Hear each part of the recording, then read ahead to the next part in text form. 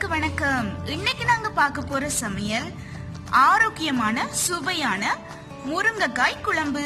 யாழ்ப்பாண முறையில் முருங்கைக்காய் குழம்பு எப்படி செய்ததுன்னு பார்க்க போறோம். வாங்க தேவையான பொருட்களையும் செய்முறையையும் பார்த்துடலாம். 5 முருங்கைக்காய் எடுத்து நல்லா சுத்தம் பண்ணிட்டு வெட்டிட்டு கழுவி வச்சிருக்கிறேன். ஒரு பெரிய வெங்காயம் எடுத்து சின்ன சின்னதா வெட்டி வச்சிருக்கிறேன். நீங்க சின்ன வெங்காயம் போடுறதா இருந்தாலும் ஓகே தான். சின்ன வெங்காயம் வட்ட வட்டமா பாதியா வெட்டிட்டு போடுங்க. ஒரு தக்காளி எடுத்து வெட்டி வச்சிருக்கிறேன். 6 பல்லு பூண்டு நீள பக்கமா இப்படி வெட்டி வச்சிருக்கிறேன். தேவையான அளவு கறிவேப்பிலை எடுத்திருக்கிறேன். 4 பச்சை மிளகாய் நீள பக்கமா கீறி பாதி பாதியா வெட்டி வச்சிருக்கிறேன். ஒரு சின்ன தேசிக்காய் அல்லது ஒரு சின்ன எலுமிச்சம்பழம் அளவுக்கு புளி எடுத்து கரைச்சி வச்சிருக்கிறேன். தேவையான அளவு தேங்காய் பால் எடுத்திருக்கிறேன். 3 பல்லு பூண்டும், காத்தேக்கரண்டி மிளகும், காத்தேக்கரண்டி சின்ன ஜீரகமும் எடுத்திருக்கிறேன். இதை இப்ப சும்மா கல்லூரில போட்டு தட்டிட்டு போட போறேன். 3 பல்லு பூண்டும், கால் தேக்கரண்டி மிளகும், கால் தேக்கரண்டி சின்ன ஜீரகமும் இப்படி நான் கல்லூரில இடிச்சு வச்சிருக்கிறேன். இப்ப நான் அடுப்பு ஆன் பண்ணி அடுப்புல ஒரு சட்டியை வச்சு சட்டி சூடானதுக்கு பிறகு தேவையான அளவு எண்ணெய் எடுத்திருக்கிறேன். எண்ணெய் சூடானதும் 1 தேக்கரண்டி வெந்தயம், 1/2 தேக்கரண்டி உளுத்தம் பருப்பு, 1/2 தேக்கரண்டி கடுகு இதெல்லாம் சேர்த்துக்கிறேன். 1/4 தேக்கரண்டி பெருஞ்சீரகம் சேர்த்துக்கிறேன்.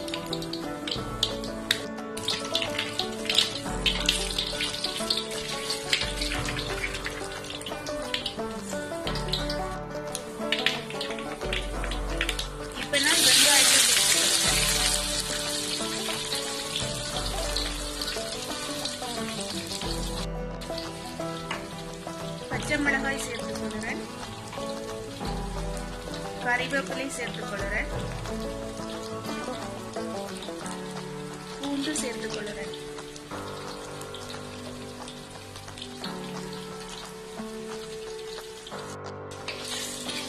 இந்த வெங்காயம் பொன்னிறமா வர்ற அளவுக்கு வதக்கணும். ஓரளவு பொன்னிறமா வரணும்.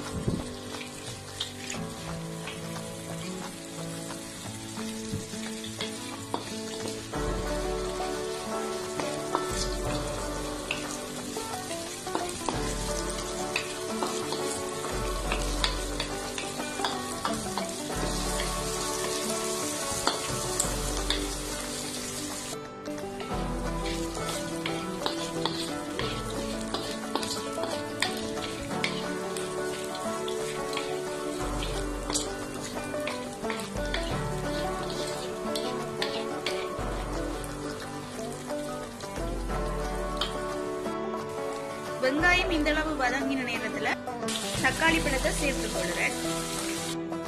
தக்காளி பழத்தையும் இந்த வெங்காயம், பூண்டு, பச்சை மிளகாய், கறிவேப்பிலை, கடுகு, உளுத்தம் பருப்பு, வெந்தயம், பெருஞ்சீரகம் எல்லாத்தோடையும் சேர்த்து நல்லா வதக்கணும்.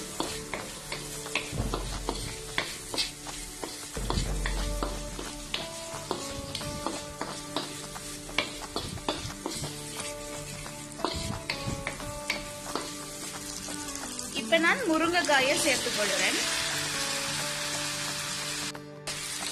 முருங்கைக்காயை சேர்த்துட்டு இந்த முருங்கைக்காயையும் இந்த வெங்காயம் தக்காளியோட நல்லா கலந்து விடணும்.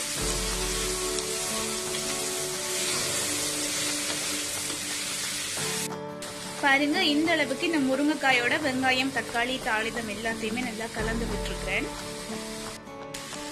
இப்ப நான் 1 தேக்கரண்டி மஞ்சள் தூள் சேர்த்துக் கொள்கிறேன்.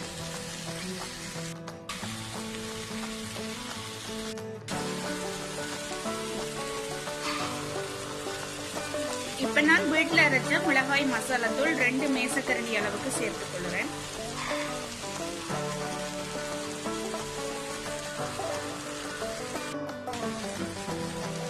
எக்ஸ்ட்ராவா 1/2 மேசக்கரண்டி தனி மிளகாய் தூள் சேர்த்துக் கொள்கிறேன்.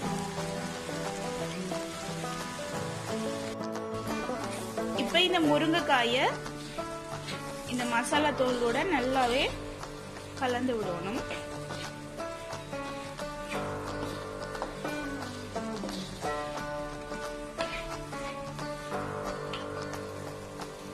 இப்ப நான் தேவையான அளவு உப்பு போட்டுக்கொள்றேன். இந்த உப்பையும் நல்லா கலந்து விடணும்.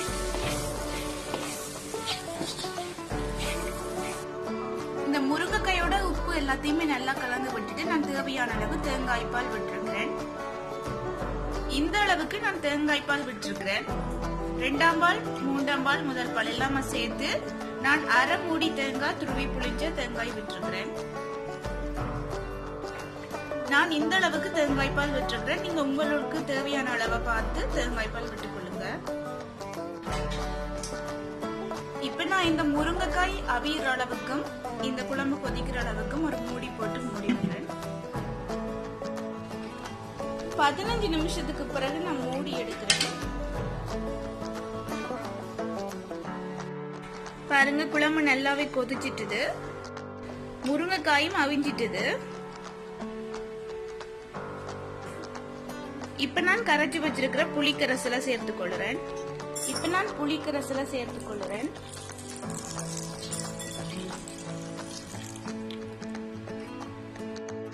புளிக்கரசல சேர்த்துட்டு நல்லா கலந்து விட்டுறேன்.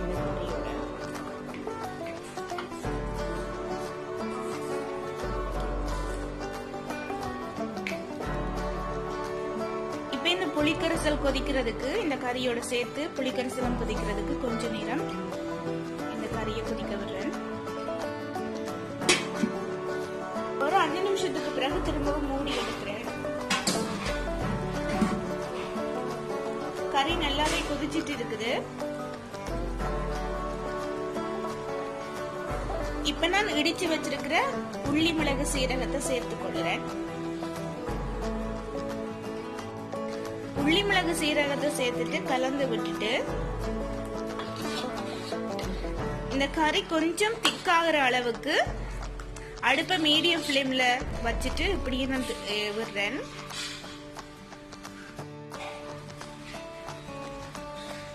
இன்னும் ஒரு 5 நிமிஷத்துல அடுப்பு ஆஃப் பண்ணிட்டு சர்வ் பண்ண எடுக்கலாம். பாருங்க, முருங்கைக்காய் குழம்பு ஆல்மோஸ்ட் தயார்.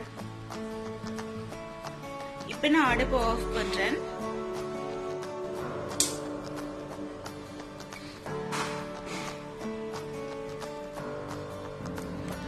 பாருங்க, அடுப்புல இருந்து இறக்கிட்டு சர்வ் பண்ண எடுத்திருக்கிறேன். சுட சுட சுவையான ஆரோக்கியமான யஃப்னா ஸ்டைல் முருங்கைக்காய் குழம்பு தயார். இந்த யாழ்ப்பாண முறையில் சமைத்த முருங்கைக்காய் குழம்பு ரெசிபி உங்களுக்கு பிடிச்சிருந்தா லைக் பண்ணுங்க. நீங்களும் வீட்டுல செய்து பார்த்துட்டு உங்களுடைய தரமான ஆரோக்கியமான கருத்துக்களை கமெண்ட் பாக்ஸ்ல பதிவிடுங்க.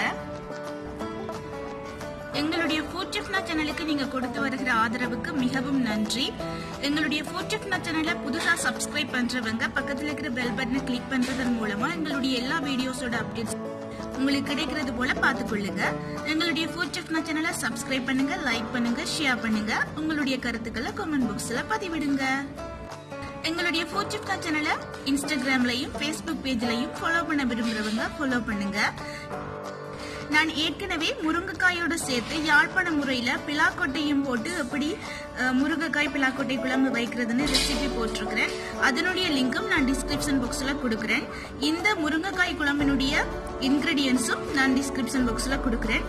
மேலும் எங்களுடைய எல்லா வீடியோஸையும் நீங்க பார்த்துக்கொள்ளுங்க, செக் பண்ணிக்கொள்ளுங்க. பிடிச்சிருந்தா லைக் பண்ணுங்க, உங்க ஃப்ரெண்ட்ஸுக்கும் ஷேர் பண்ணுங்க. உங்களுடைய கருத்துக்களை கமெண்ட் பாக்ஸ்ல பதிவிடுங்க. மீண்டும் இன்னொரு வீடியோவில் உங்களை சந்திக்கிறேன். அது வரைக்கும் நன்றி, வணக்கம், பாய்.